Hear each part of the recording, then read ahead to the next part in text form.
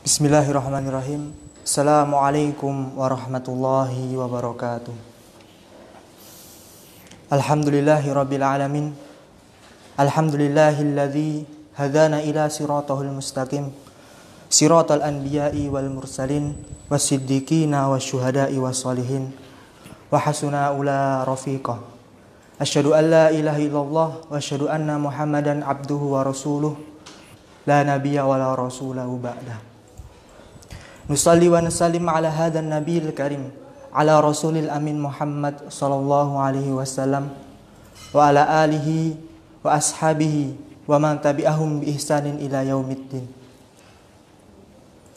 Ya ayyuhalladzina amanu taqullaha wa qulu qawlan sadida yuslih lakum a'malakum wa yaghfir lakum dzunubakum wa may yuti'illaha wa rasulahu faqad faza fawzan 'azima. Ittaqillaha haitsu ma kunta wa atbi sayyi'atal hasanata tamhuha wa khaliqin nas bi khuluqin hasanin. Sobat kalim yang dicintai Allah Subhanahu wa taala, alhamdulillahirabbil alamin. Satu kata yang ringan diucapkan tetapi tidak semua umat Islam mau mengucapkannya. Alhamdulillahirabbil alamin. Segala puji bagi Allah Subhanahu wa taala, Rabb semesta alam. Kata yang patut kita ucapkan sebagai bentuk rasa syukur kita kepada Allah Subhanahu wa taala yang telah memberikan kita kenikmatan tak terhingga, kenikmatan tak terhitung. Allah memberikan kenikmatan kepada semua makhluknya, bahkan Allah menyelupkan semua makhluknya ke dalam lautan kenikmatan.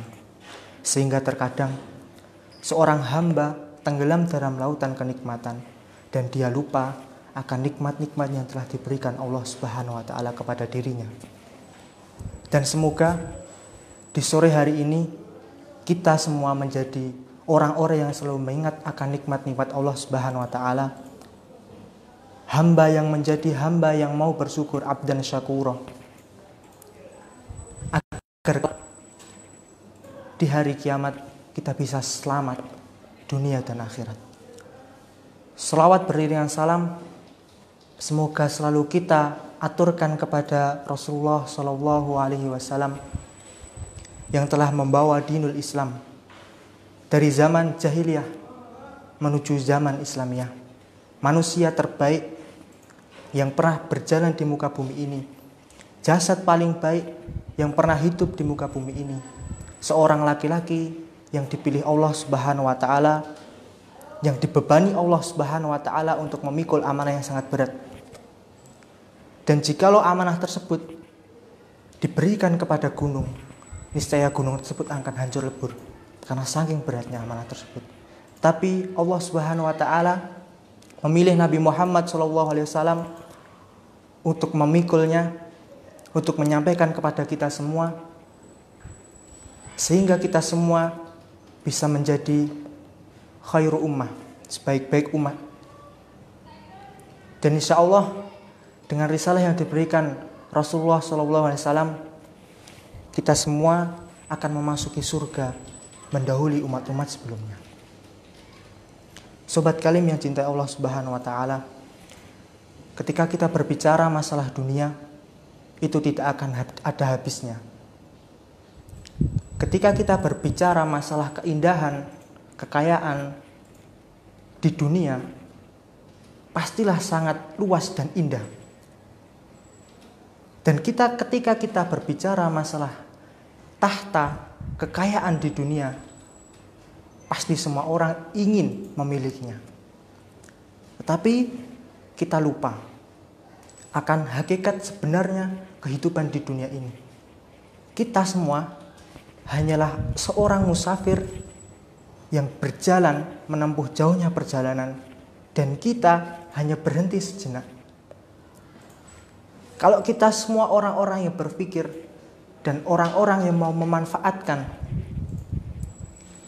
istirahat kita sejenak, kita pasti akan mengisi bekal kita dan melanjutkan perjalanan kita sehingga kita sampai kepada tujuan kita, yaitu negeri akhirat. Jika kita terlena dengan semua kekayaan, semua jabatan, apapun yang ada di dunia ini, dan membuat kita sombong diri, kita lupa akan Allah Subhanahu wa taala, kita lupa akan tujuan hidup kita di dunia, kita lupa dengan dari apa kita diciptakan, kita akan menjadi orang-orang yang merugi. Sobat Kalim yang cintai Allah Subhanahu wa taala, Allah Subhanahu wa taala berfirman di dalam surat cintanya, tepatnya di dalam surat Al-A'raf ayat 146. A'udzubillahi minasyaitonirrajim. Sa'asrifu an ayati alladzina yatakabbaruna fil ardi bighairi haqq. Allah Subhanahu wa taala berfirman, aku akan memalingkan orang-orang yang menyombongkan dirinya di muka bumi ini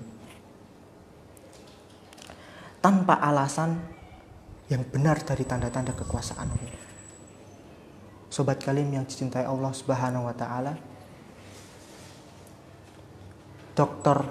Wahbah Zuhaili juga menyebutkan di dalam goresan tinta sejarahnya, tinta emas beliau di dalam kitab Al-Munir, Tafsir Al-Munir jilid ke-9. Beliau menjelaskan dari kata asrifu an ayati alladzi, arti dari kata surat Al-A'raf ayat 146. Beliau menjelaskan, Allah akan memalingkan hamba-hambanya, Allah akan memalingkan hati hamba-hambanya yang di dalam hatinya tersebut terbetik sifat sombong. Dari hamba-hamba tersebut memahami tanda-tanda kekuasaan Allah, hukum-hukum Allah, perintah-perintah Allah, larangan-larangan Allah, dan menjadikan seorang hamba tersebut acuh tak acuh dengan apa yang telah Allah turunkan kepada kita semua. Profesor Dr. Wahbah Zuhaili juga menyebutkan ada 3 ciri sifat-sifat sombong yang beliau tulis di dalam kitabnya Tafsir Al-Munir jilid ke-9. Yang pertama, beliau menyebutkan seseorang yang sombong, yang merasa dirinya itu lebih baik daripada orang lain, dia tidak beriman dengan apa yang telah diturunkan Allah, dengan tanda-tanda kekuasaan Allah. Dan dia menganggap semua itu tidak berguna bagi dirinya. Semua itu sia-sia, tidak ada gunanya. Karena dia menganggap dirinya pun yang paling benar. Itu yang pertama yang beliau sebutkan di dalam kitabnya. Dan yang kedua, beliau menyebutkan orang yang di dalam hatinya terdapat sifat sombong, ketika dia melihat jalan kebenaran, jalan yang hak, dia akan menolaknya. Dia enggan untuk mengikuti jalan kebenaran tersebut. Padahal jalan tersebut akan menghantarkannya ke dalam keselamatan. Tapi dia tidak mau karena sifat yang sombong pada dirinya tersebut. Dan yang selanjutnya, yang terakhir, Profesor Dr. Wahbah Zuhaili juga menyebutkan orang yang di dalam dirinya terdapat sifat sombong, benih kesombongan, ketika dia melihat jalan kebatilan, maka dia akan segera untuk memasuki jalan tersebut. Dia menganggap seakan-akan jalan tersebut dihiasi dengan hiasan sangat indah. Padahal hakikatnya hiasan yang sangat indah tersebut adalah hiasan hawa nafsu. Sobat Kalim yang cintai Allah Subhanahu wa taala, sifat sombong adalah akhlak yang tercela, akhlak yang batil, yang berasal dari tindakan, dan bisa dibilang sifat sombong tersebut adalah buah dari amal perbuatan manusia. Orang yang merasa dirinya sombong, maka ia akan membanggakan dirinya di hadapan manusia dan tidak mau menerima apapun masukan dan juga saran dari manusia yang lainnya. Dan sifat ini sedikit berbeda dengan sifat ujub. Sifat ujub, dia benar membanggakan dirinya, tapi tidak di khalayak ramai. Dia hanya membanggakan dirinya sendiri. Andaikan orang yang memiliki sifat ujub tersebut ditakdirkan untuk hidup di muka bumi ini sendiri, tak ada satu orang pun yang menemaninya, maka dia tetap menjadi orang-orang yang ujub. Tetapi jika di sekelilingnya masih ada orang, bisa jadi sifat ujub yang berada di dalam hatinya akan menjadi sifat sombong. Sobat Kalim yang cintai Allah Subhanahu wa taala, orang yang merasa dirinya sombong, di dalam hatinya terbetik sifat-sifat sombong, maka dia akan menganggap manusia di sekelilingnya itu tak ubahnya seperti keledai. Dia melecehkannya, dia menganggap semuanya itu sangat hina dan bodoh. Padahal Rasulullah SAW telah menyebutkan di dalam satu nasihat beliau bersabda, la yadkhulul jannah man kana fi qalbihi mithqala dzarrata min kibrin. Tidak akan masuk surga yang mana di dalam hatinya seseorang tersebut terbetik sifat kesombongan, walaupun hanya sebesar biji zarah. Ulama lain berpendapat biji zarah itu sebesar biji sawi. Ulama yang lainnya juga berpendapat biji zarah itu sebesar biji atom. Nasihat beliau kepada kita semua umatnya, agar kita menjauhi sifat-sifat atau benih-benih kesombongan tersebut. Karena itu akan membawa kita ke dalam neraka Allah Subhanahu wa taala dan akan mempersulit kita untuk memasuki jannah Allah Subhanahu wa taala, la yadkhulul jannah. Dan Allah juga membenci, innahu la yuhibbul mustakbirin. Sesungguhnya Allah juga tidak menyukai orang-orang yang membanggakan dirinya sendiri.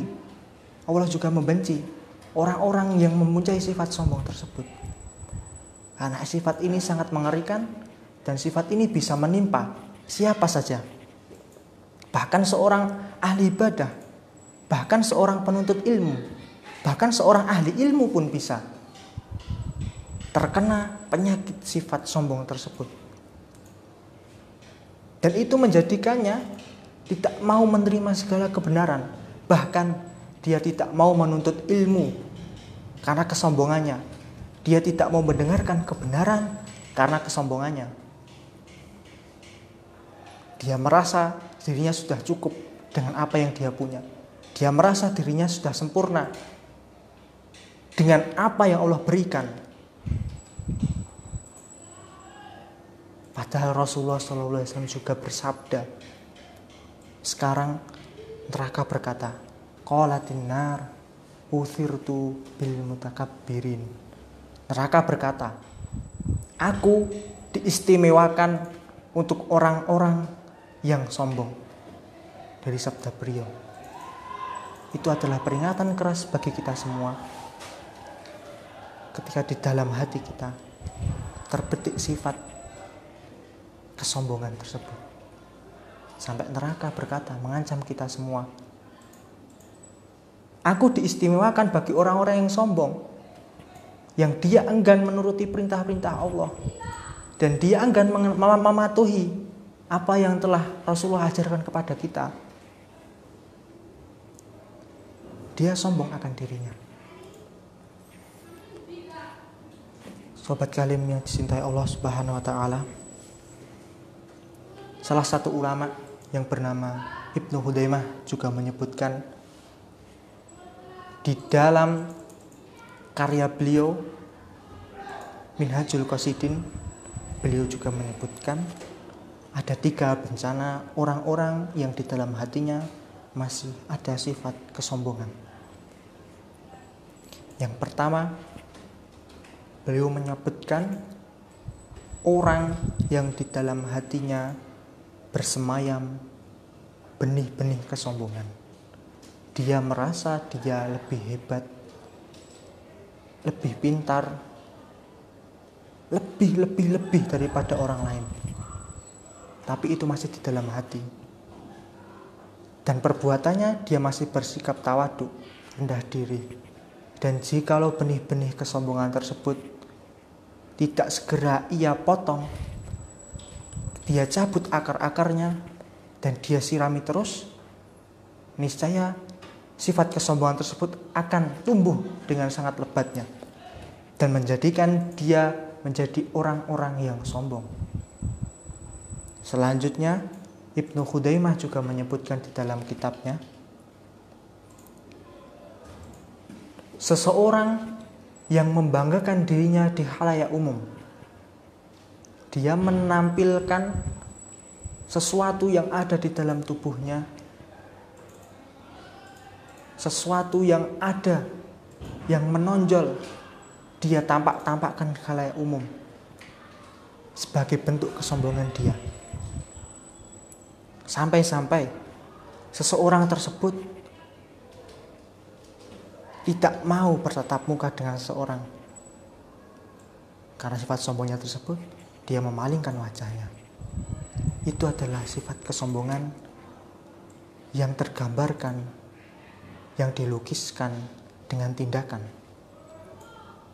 Dan yang terakhir, Ibnu Hudaimah juga menyebutkan kesombongan berada pada lisannya.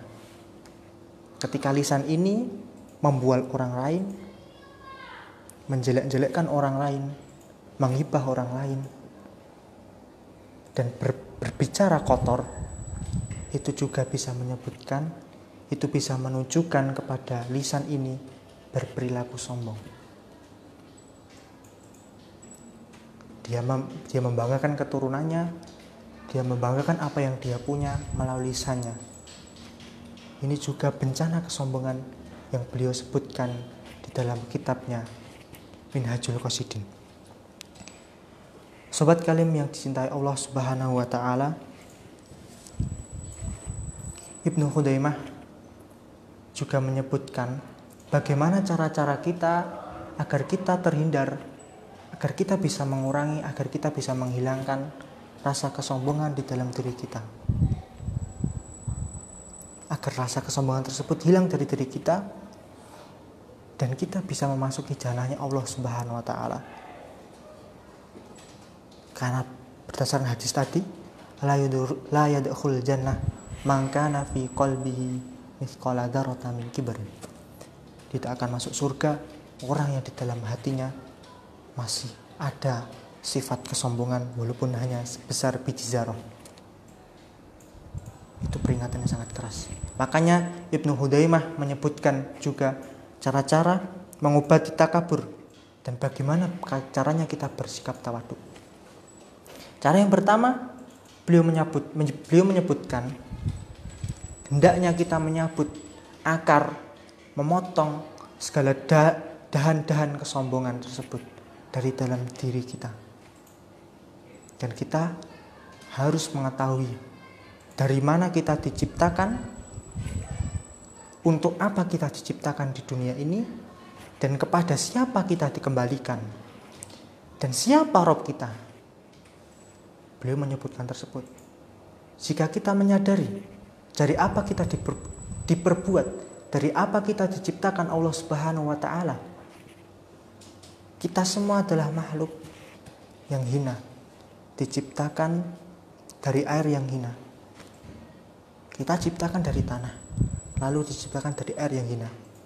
Setelah itu Allah menjadikan kita segumpal darah. Belum ada ruh di dalamnya. Kita dari benda mati. Lalu Allah menciptakan kita menjadi segumpal daging yang belum berbentuk. Tapi Allah memasukkan roh ke dalam diri kita. Belum mulailah bentuk. Setelah itu Allah mengeluarkan kita dari perut ibu kita. Dan Allah hanya memberikan pendengaran, penglihatan, serta hati. Allah hanya memberikan 3 indera tersebut yang paling vital. Agar kita semua dapat berpikir, agar kita semua dapat bersyukur. Bukan agar kita semua bersombong ketika kita berada di dunia ini. Setelah itu, Allah melemahkan kita. Lalu Allah memperkuat kita. Dan Allah melemahkan kita lagi. Proses perjalanan yang sangat singkat di dunia ini sebagai pelajaran kita agar kita bersikap tawadhu dan tidak bersombong diri ketika berada di dunia. Setelah kita lemah lagi, Allah menyabut diri kita, mencabut nyawa kita dan memasukkan kita ke alam barzah. Yang mana di sana daging-daging kita pisah dengan tulang-tulang kita karena dimakan ulah dan juga belatung. Setelah itu tulang-tulang kita akan hancur dan kita akan menjadi tanah dan hanya tersisa satu tulang ekor yang nantinya akan Allah gabungkan semua tersebut. Kita dari tanah dan kita hidup di atas tanah dan kelak kita akan dikembalikan lagi di dalam tanah. Lalu untuk apa kita bersombong diri ketika kita berada di dunia ini yang hanya fana, yang hanya sementara? Allah yang telah menjamin rezeki kita, Allah yang telah menjamin makan kita sehingga kita kenyang, Allah yang telah memberikan rezeki kenikmatan yang tak terhingga sampai kita tadi masuk ke dalam alam barzah. Tak sampai situ, ketika di alam barzah kelak nanti kita akan dibangkitkan. Semua potongan-potongan tubuh, anggota badan akan disatukan dengan ruh. Dan di situ kita dihisap. Benarkah kita di dunia akan sombong? Benarkah ketika kita di hidup dunia kita menjadi orang-orang yang sombong? Setelah itu, dari mana kitab kita diberikan? Dari tangan kanankah? Atau tangan kirikah? Jika kita diberikan lewat tangan kanan, maka surga akan menunggu kita. Tetapi jika kitab tersebut diberikan melewati tangan kiri kita, neraka menanti kita. Qalatin nar uthirtu bil mutakabbirin. Neraka berkata, aku diistimewakan bagi orang-orang yang sombong. Sobat kalian yang dicintai Allah Subhanahu wa taala, itu asal mula kita semua. Dan kita juga harus mengetahui tujuan hidup di dunia ini hanya untuk beribadah kepada Allah Subhanahu wa taala. Inna sholati wa nusuki wa mahyaya wa mamati lillahi rabbil alamin. Sesungguhnya sholatku, khusukku, hidupku dan matiku hanya untuk Allah Subhanahu wa taala, bukan hal lainnya. Siapa Allah Subhanahu wa taala? Rabb semesta alam yang telah menciptakan kita semua. Sobat kalian mencintai Allah Subhanahu wa taala, jika kita telah mengetahui tersebut, hendaknya kita menjadi padi yang kian dia menambah tua tapi dia juga merunduk. Ibnu Khudaimah juga menyebutkan, menasihatkan kepada kita semua agar kita bertawaduk. Setelah kita mengetahui asal usul kita, tujuan kita, kepada siapa kita kembali, maka kita bertawaduk kepada Allah Subhanahu wa taala. Itu kuncinya. Dan yang kedua, hendaknya kita mengetahui sebab-sebab kita kesombongan. Kesombongan pada diri kita itu apa yang disebabkan? Oleh apa penyebabnya sehingga diri kita itu bersifat sombong? Bisa jadi dengan keturunan kita. Kita harus sadar. Keturunan tersebut nanti akan meninggalkan kita sewaktu kita di alam kubur. Bisa jadi dengan kekayaan kita menjadi sombong. Kita bisa melihat sejarah Qarun. Karena dia sombong dengan kekayaannya, maka Allah akan menenggelamkannya dan menghinakannya. Ketika kita sombong dengan kekuasaan, dengan kekuatan diri kita, kita harus menyadari jika ada satu duri pun yang menancap di kaki kita, pasti kita akan merasa kesakitan. Andaikan sakit demam saja yang menimpa diri kita, pasti kita akan menjadi orang-orang yang lemah. Apa yang mau kita sombongkan? Kita bisa melihat orang-orang yang sombong karena kekuasaannya yang dulu Fir'aun. Karena kesombongannya, serta kezalimannya, Allah membinasakannya berserta ahlinya, ahli keluarganya, berserta pengikut-pengikutnya.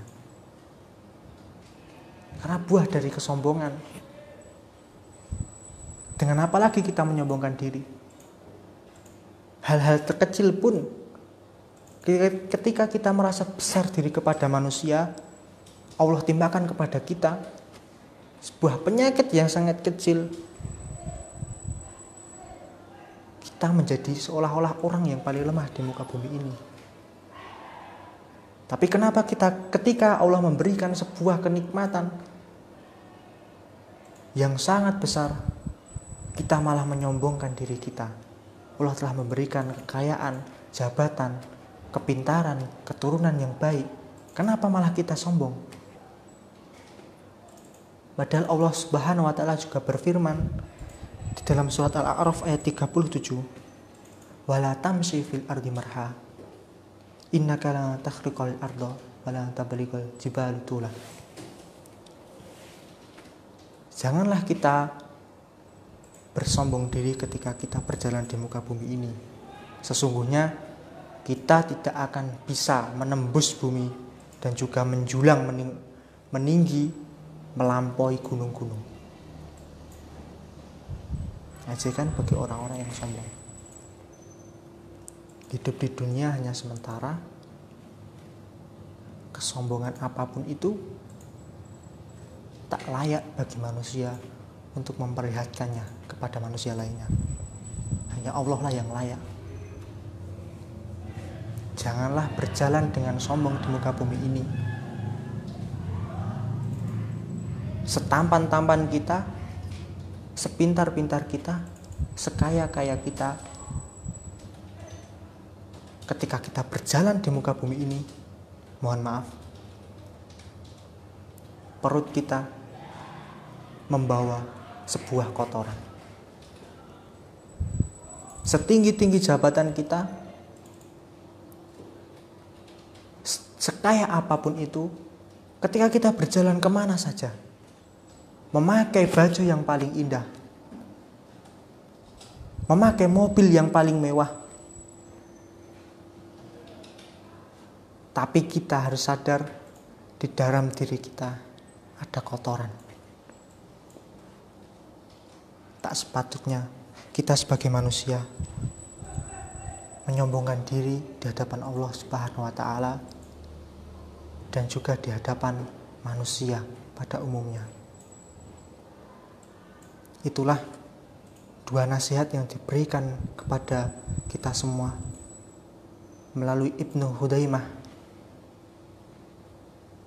yang beliau tadi menasihatkan yang pertama agar kita bersikap tawadhu, berendah diri, dan yang selanjutnya agar kita senantiasa mencari sebab-sebab kesombongan di dalam diri kita. Apakah dengan keturunan, apakah dengan kekayaan, kepintaran, serta hal-hal yang lain sebagainya. Bersikap rendah hatilah ketika berjalan di muka bumi ini. Jauhilah sifat-sifat sombong, karena akan menghantarkan kita ke dalam murkanya Allah Subhanahu wa taala, ke dalam nerakanya Allah Subhanahu wa taala.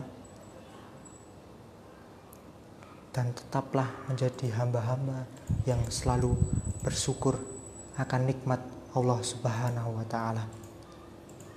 Sobat Kalim yang dicintai Allah Subhanahu wa taala, sekian yang dapat saya sampaikan.